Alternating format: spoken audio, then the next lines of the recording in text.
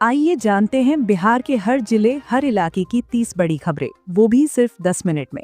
आज के इस वीडियो में हम आपको बताएंगे कि सरकार ने आज कौन कौन सी बड़ी घोषणाएं की हैं, नीतीश सरकार ने किन किन योजनाओं का शिलान्यास किया है और कौन सी चीजें अब सस्ती मिलने वाली हैं। साथ ही जानेंगे महिलाओं को 1 लाख रुपए की सहायता राशि कब से मिलेगी, मजदूरों के खातों में 9,000 रुपए की पहली किश्त कब आएगी और कौन कौन सी योजनाएं अब सीधे आपके गांव, आपके जिले तक पहुंचने वाली हैं। तो वीडियो को अंत तक जरूर देखें।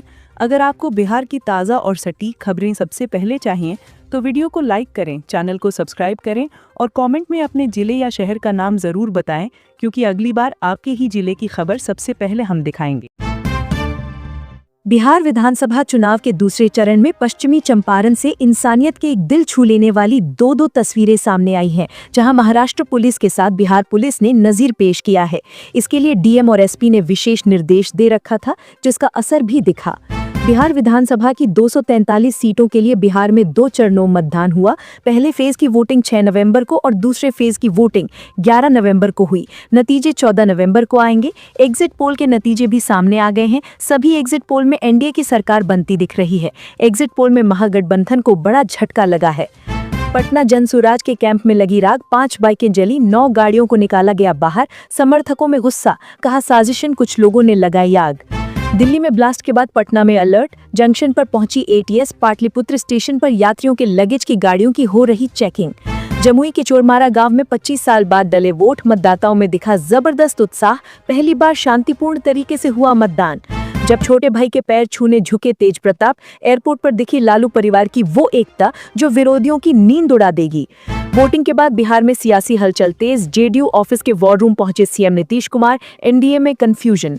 बिहार में वोट चोरी करने की करेंगे कोशिश, अररिया में बोले राहुल गांधी। बिहार के पूर्व मुख्यमंत्री और केंद्रीय मंत्री जीतन राम मांझी ने बिहार चुनाव 2025 को लेकर बड़ा दावा किया है। उन्होंने सोशल मीडिया प्लेटफॉर्म एक्स पर एक अनोखा पोस्ट किया है, जिसके जरिए उन्होंने विरोधियों पर निशाना साधा है। उन्होंने विश्वास जताया है कि 2025 के बिहार चुनाव में हम पार्टी के सभी उम्मीदवार विजयी होंगे। नवादा में मतदान के दौरान 2 राजनीतिक दलों के समर्थकों में झड़प, स्थिति नियंत्रण में। पहले बनी मां, फिर किया वोट। प्रसव के कुछ घंटे बाद नवजात के साथ सोनी पहुंची मतदान केंद्र, निभाया अपना फर्ज। ये कितना गौरवान्वित वाली बात है। बिहार विधानसभा चुनाव के दूसरे चरण में रोहतास जिले के चैनारी विधानसभा क्षेत्र के कोनकी गांव के मतदाताओं ने मतदान का बहिष्कार किया। शिवसागर प्रखंड के बूथ संख्या 204 पर सुबह से एक भी वोट नहीं पड़ा।